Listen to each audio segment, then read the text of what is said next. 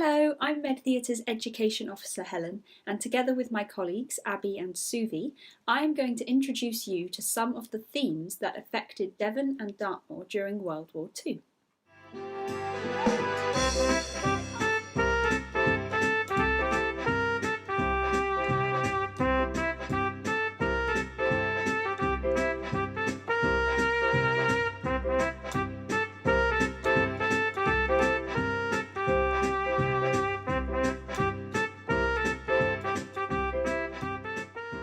In this collection of short videos, you are going to meet soldiers, evacuees, medics and land girls, and also some real-life members of the community who have shared their memories of World War II with us.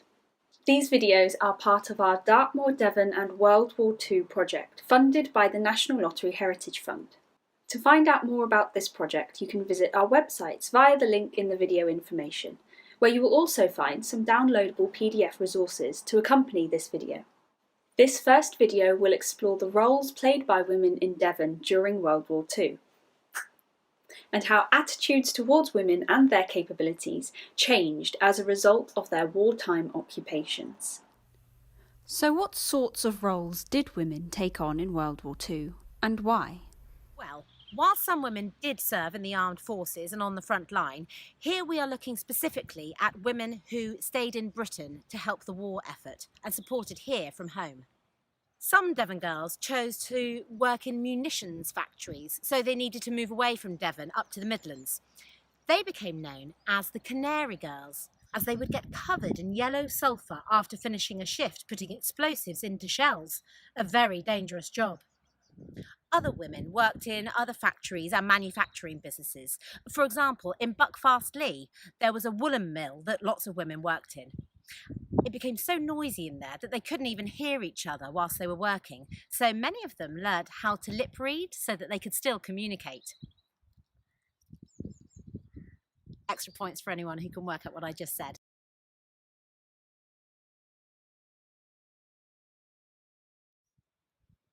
There were also, of course, the land girls who worked in farms and forests all over Britain. I found myself yearning to get my mind and my body occupied. To play my part.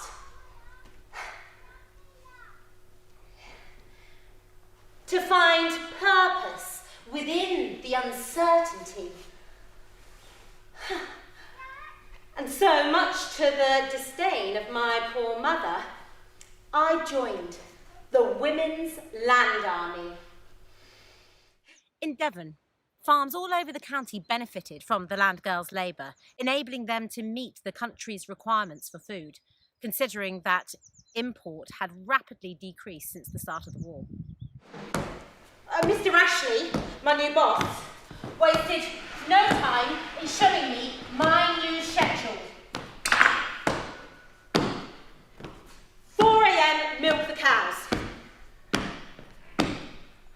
Feeding. Mucking out.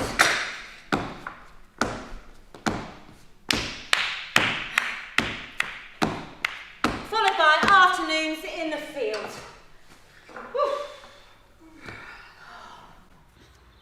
The land girls were originally introduced in World War I, and in that war there were 23,000 of them employed. However, by the end of World War II, 200,000 women had been employed throughout. So why did these young women from all over Britain choose to volunteer to do roles that before the war had really been considered as male jobs? It wasn't made easy for them, with lots of people disapproving and some feeling that women simply were not capable of doing the hard labour work, and yet they carried on and proved their worth. The uniform was one of the reasons that many people struggled to accept the land girls. They were assigned a green jumper, a beret, and most shocking of all, beige jodhpurs or dungarees. Women would tut at our trousered legs and whisper about our behaviour with the young men. Not that any of it was founded in truth, but we were different. and being different was enough to cause suspicion. While the Women's Land Army was a much celebrated contribution to Britain's war effort, there is one group of women who, until very recently, failed to be acknowledged: the Lumberjills. According to Joanna Foe, author of Lumberjills, Britain's Forgotten Army, lacking in both men and timber, the government made a choice. Reluctantly, they opened lumber work for women to apply, and apply they did. Enter the Lumberjills. The Women's Timber Corps had thousands of members who would prove themselves as strong and as smart as any man. They felled and cross-cut trees by hand, operated sawmills, and ran whole forestry sites. They may not have been on the front line, but they fought their own battles on the home front for respect and equality. Like their fellow Women's Land Army members, the Land Girls, the Lumberjills had to work twice as hard as their male counterparts to prove their worth. But by the end of World War II, some of those who were especially good in their field had been promoted to supervisors and forewomen.